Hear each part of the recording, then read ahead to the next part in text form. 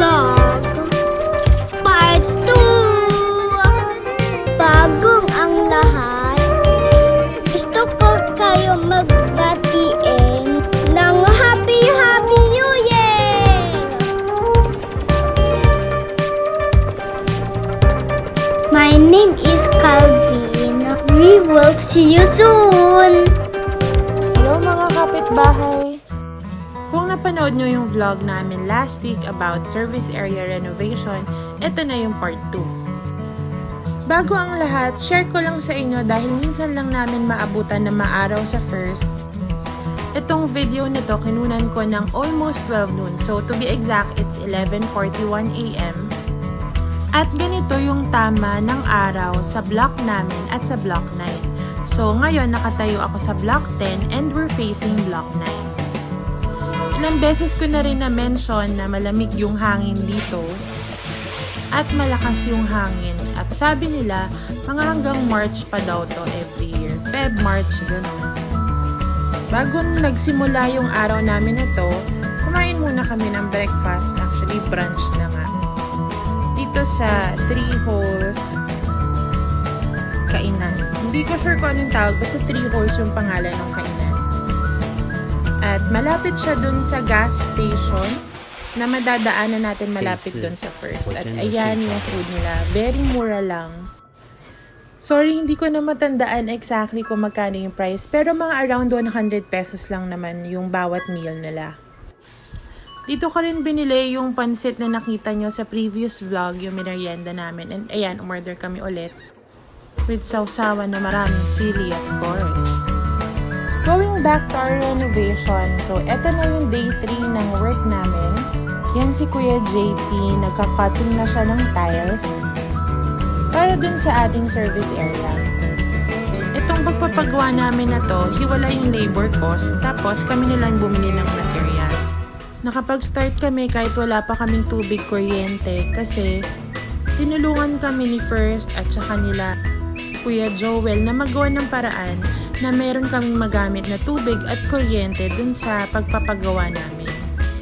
Hello pala kay Kuya Joel na gumawa ng aming carport. Guys, naku neighbor, sobrang sipag netong taong to, as in. Kahit tapos na yung kontrata namin sa kanya, hindi niya kami pinabayaan at lagi siyang nag-a-assist sa amin. Simula nung makilala namin siya hanggang ngayon.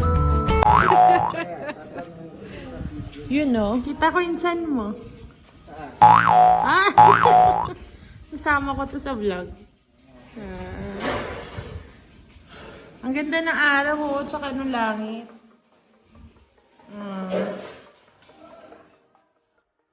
Sa part na to, chine-check ni husband kung tama yung positioning ng tiles. Para daw kapag nabasa or may tubig, diretso na yung tubig dun sa drain niya. Ayan o. Para walang maiiwang puddle of water dun sa kitchen area nyo or service area nyo. Habang gumagawa sila sa baba, nag-start na rin ako maglinis sa taas para bawas kalat.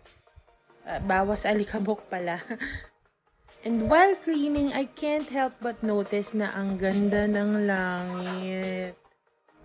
Sobrang nakaka-excite lumipat. Maganda na yung langit, ang sarap pa ng hangin. Kung may tubig at kuryente lang talaga that time, baka dyan na talaga kami natulog muna. Pero since kailangan namin umuwi na muna kahit hindi pa tapos yung gawain that day, pinakausapan na lang namin sila kuya na sendan kami ng picture pag tapos na. So ito si kuya, nilalapat niya na yung mga tiles. Tapos nabili nga pala namin to sa Globemaster Home Depot. Ang size niya is 30 by 60 inches. Tapos 22 pieces yung binili namin. Tapos may sobra pa siya dun sa service area namin.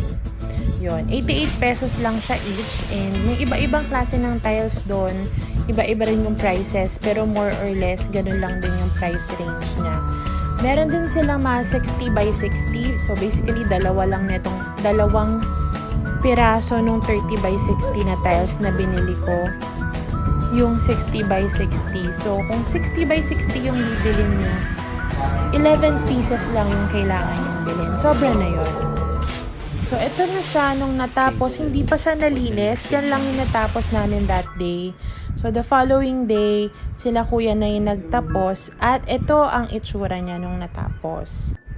For now, white na muna pinalagay namin kasi hindi pa kami decided kung anong theme or anong color ang ilalagay namin.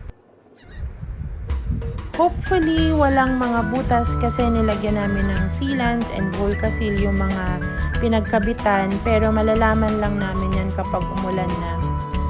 Ayan yung alulod na pinalagay nila engineer para syempre hindi tutulo yung water dun sa kabilang bakod. Sinama na rin pala namin yung sa aircon kasi yung size ng butas para dun sa box type na aircon natin is 40 by 50 lang. So, pag bibili kayo ng aircon, make sure nakakasya siya dun sa provision na nilagay ni First. Kasi, otherwise, magbabakbak pa kayo ng pader.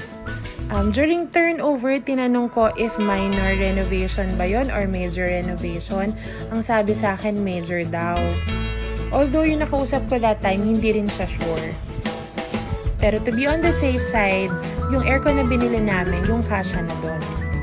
Pinagawa na rin namin yung pag-urong nung bakal dyan at yung pagkabit nung ilaw doon. Kasi nga, ang taas nila, diba? Take note na kapag tinurn over sa atin yung bahay, flat lang yung design na black na yun. So, kailangan pa nating ipaayos para magkasya yung aircon kapag kinabit. So, lahat-lahat ng yan, yung aircon, yung service area ng tiles, yung service area ng walls, and yung service area ng roof, ito po ang total na nagastos namin. Kung mapapansin nyo, from 5,000 from the last vlog, naging 6,000 yung labor. Ito po ay dahil pinili namin na ipa-finish na yung wall dun sa service area. At the same time, yung design po na matatamaan ng aircon, pinaayos na rin namin na originally wala naman dun sa scope of work na napag-agrihan. Ayun lang, sana po nakatulong. Like and subscribe na rin kayo para updated kayo sa next vlogs.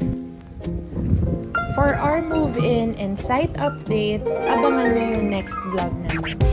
Ayun lang, maraming salamat. Happy New Year!